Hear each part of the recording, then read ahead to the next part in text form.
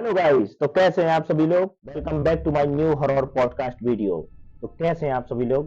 जाहिर सी बात है आप सब सही होंगे और मस्त होंगे। तो मैं लाया हूं आज आपके लिए एक न्यू हॉरर स्टोरी जो एक रवि नाम के लड़के पर है। रवि नाम का लड़का दिल्ली में एक फैक्ट्री में सिक्योरिटी की जॉब करता था। वह फैक्ट्री से तकरीबन 2 किलोमीटर दूर एक बस्ती में रहता था। वह डेली सुबह अपने फैक्ट्री जाता था और रात में वापस आता था। तो उसने देखा कि एक दिन जब फैक्ट्री जा रहा था तो उसने देखा कि एक लड़की चौराहे पर खड़े होकर उसे गुस्से से देख रही है।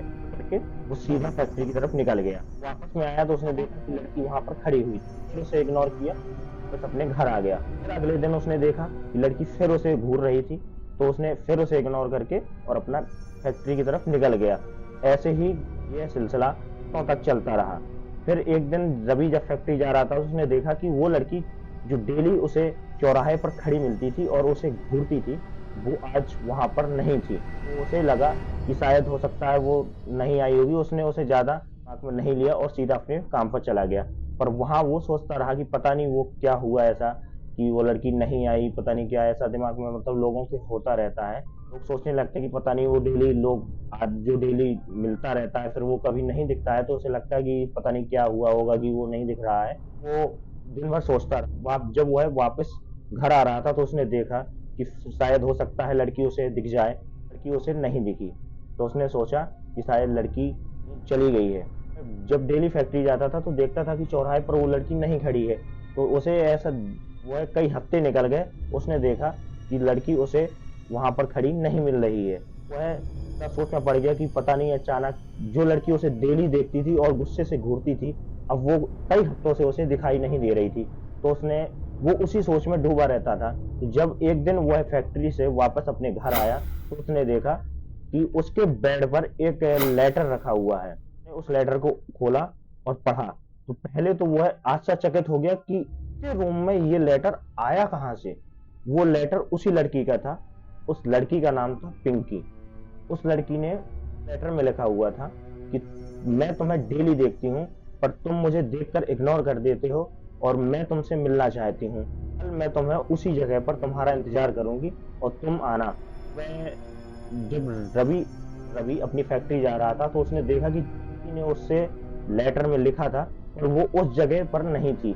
तो रवि फैक्ट्री पहुंचा और दिन भर यही सोचता रहा कि पता नहीं क्या हुआ क्या नहीं है, कि लड़की वो नहीं आई तो पता नहीं ऐसा क्या हो गया क्या नहीं हो गया। ऐसा दिमाग में उसके दिन वही चलता रहा कि पता नहीं ऐसा हुआ क्या है कि भाई लड़की दिख ही नहीं रही। तो तब उसने सोचा कि शायद अगले 1-2 दिन देखा पर वो लड़की नहीं आई। तो तब उसने उस लेटर को उठाया और ठीक से पढ़ा तो उसने नीचे देखा कि उस लड़की के घर का पता था।